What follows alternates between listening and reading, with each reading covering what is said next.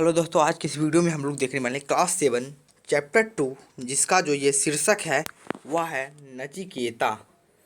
आज की इस वीडियो में हम लोग इस चैप्टर को पढ़ेंगे और इसका अर्थ समझेंगे। तो चलिए स्टार्ट करते हैं। चैनल पे पहली बार आए हो तो चैनल को सब्सक्राइब कर लेना, वीडियो को कर देना लाइक। चलिए स्टार्ट करते हैं। वीडियो को पूरा देखिएगा और आप कमेंट बॉक्स में बताइएगा कि वीडियो आपको कैसा लगा और नेक्स्ट वीडियो किस टॉपिक पर चाहिए। चलिए स्टार्ट करते हैं, कमेंट जरूर करके बताइएगा। तो नचिकेता जो शीर्षक है, इसका कहानी हम आज आप सभी के साथ पढ़ेंगे और समझेंगे। तो चलिए स्टार्ट करते हैं। तो देखिए, शुरू होता है कहानी मेरा अब। आज से सहस्रों वर्ष पूर्व महर्षि बाज शर्मा हुए। सहस्रों मतलब होता है कई, मतलब हजारों वर्ष पूर्व। सहस्रों मतलब हजारों वर्ष पूर्व महर्षि बाज शर्मा हुए। महर्षि बाज शर्मा का अधिकांश समय जप तप में बीता करता था। महर्षि बाज शर्मा जो थे वो जप तप जो ज़्यादा किया करते थे, अधिकांश समय उनका उसी में बीता। उनके पुत्र का उनके पुत्र का नाम नचिकेता था।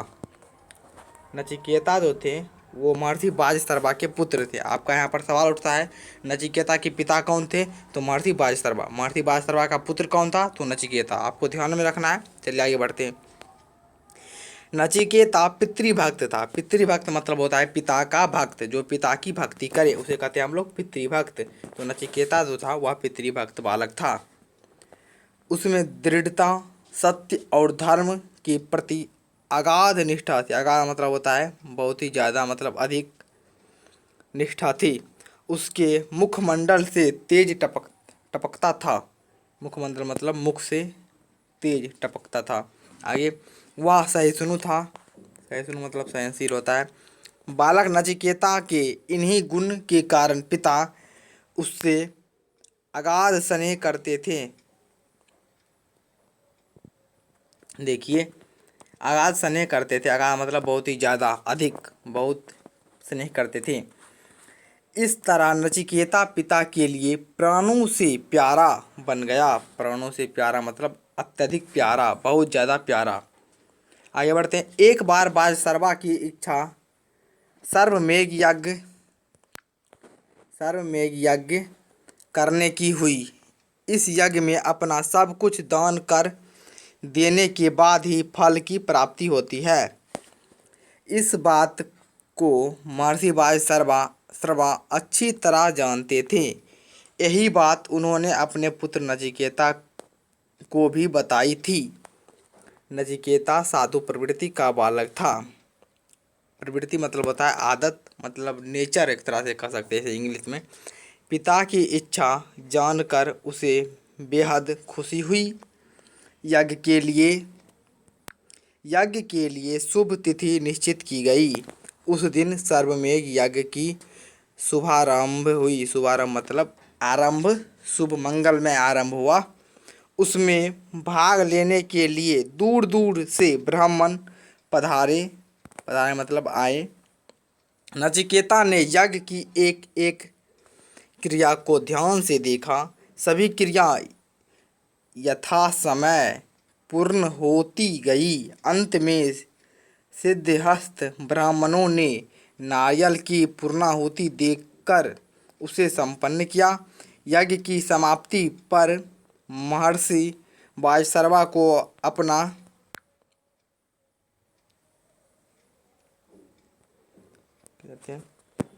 महर्षि वायसर्वा को अपना सब कुछ दान में दे देना था।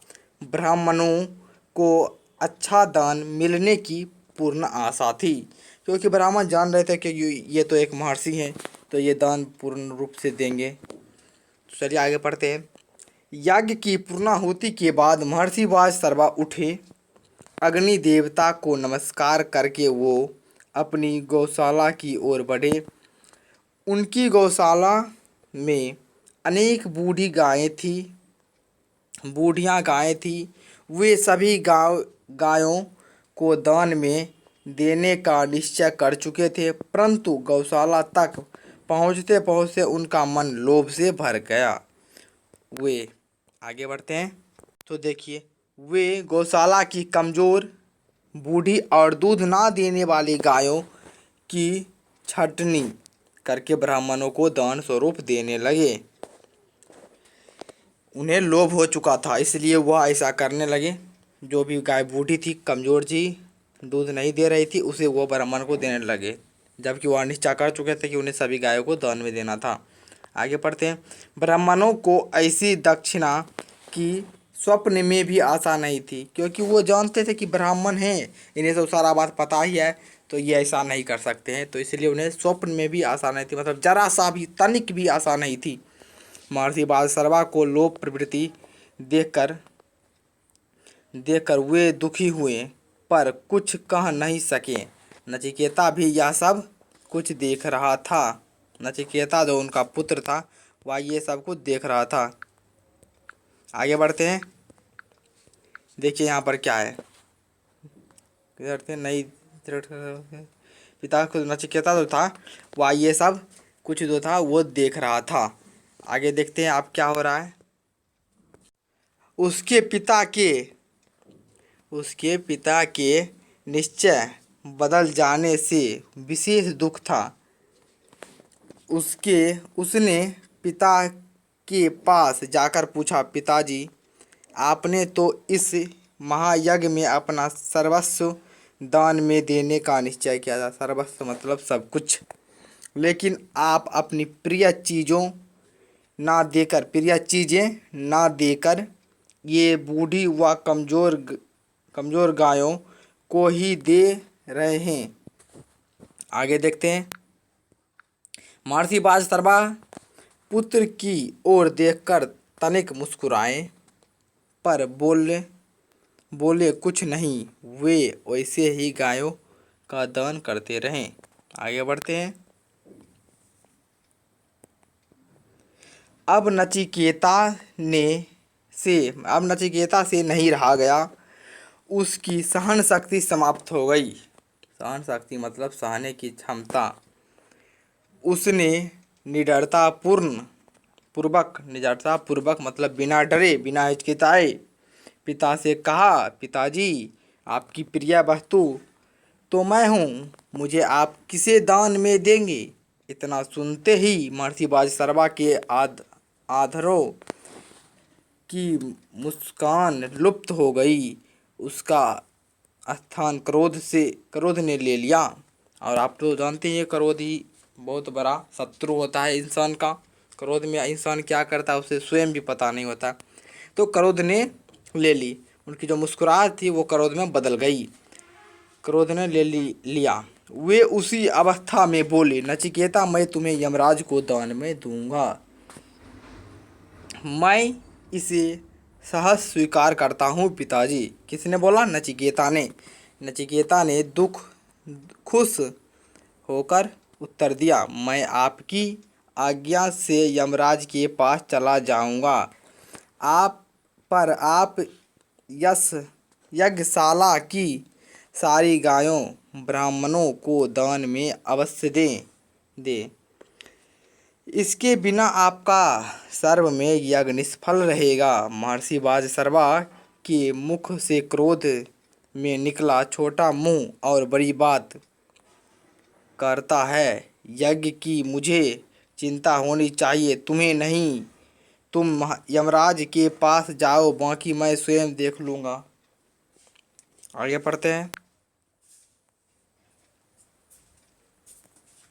देखिए यहाँ पर है, महर्षि बालसरवा क्रोधावेश में या भी भूल गए कि नचिकेता उनका इकलौता पुत्र था। इकलौता मतलब होता है एकमात्र, एक ही इकलौता पुत्र है। पिता की ओर से मिला हुआ आदेश उस पितृभक्त बालक के लिए ब्राह्मण वाक्य था। उधर दृढ़ निश्चयी नचिकेता ने एक क्षण भी खोना ठीक नहीं समझा। उसने पिताजी के चरणों को स्पर्श कर यमराज के पास जाने की अनुमति मांगी। आप देखते हैं। अब महर्षि बालसरवा को होश आया कि उन्होंने क्रोधावेश में नचिकेता को यह क्या कह दिया। जब महर्षि बालसरवा थे, उनका जो क्रोध जो था वो शांत हो गया, तब उन्हें होश आया कि उन्होंने क्या कह दिया नचिकेता को करने के लिए। आगे देखते हैं। वे उसके दृढ़ निश्चय को अच्छी तरह जानते थे। वह इस बात से भी परिचित थे कि नचिकेता यमराज के पास जाए बिना मानेगा नहीं। फिर भी पिता का स्नेह उमर आया। उन्होंने पूछा, वत्स, यमराज से परिचित हो? किसने पूछा और किससे पूछा? तो बाजसर्वा ने पूछा, नचिकेता से। चलिए आगे बढ़ते हैं।